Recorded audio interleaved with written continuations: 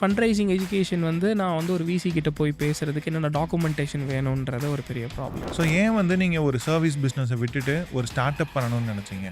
Start up helps another startups அப்படின்னு சொல்லுவாங்க. we do take care of SMEs MSME digital ட்ரான்ஸ்ஃபர்மேஷனை பண்ணிட்டு இருந்தோம். ஸோ 3 இயர்ஸ்க்கு முன்னாடி இருந்த பிரேமுக்கும் இப்போ இருக்க பிரேமுக்கு என்ன difference? I was like more curious, perfectionist. இது எல்லாமே கரெக்டாக நடக்கணும். பெர்ஃபெக்ஷனிஸ்ட், ஸ்பீட் ஆஃப் எக்ஸிக்யூஷன், இதில் ரெண்டில் எது இம்பார்ட்டன்ட் அண்ட் நீங்கள் எதை ஃபோக்கஸ் பண்ணணும் உடனே சக்ஸஸ்ஃபுல் ஆகணும் அப்படின்னு? Get the product out and let the people use it. பேசிக்காக கிளைண்ட்டாக வரவங்க they never liked our post, but எங்கள் போஸ்ட்டை பார்த்துருப்பாங்க. எனக்கு பிரேம் இன்னைக்கு 500 இம்ப்ரெஷன் தான் கிரியேட் ஆச்சு, 1000 இம்ப்ரெஷன் தான் கிரியேட் ஆச்சு. யோசிச்சு பாருங்க, if you are in the room, நீங்கள் 1000 பேர் அவங்க பேசுனது வந்து பார்த்துருக்காங்க.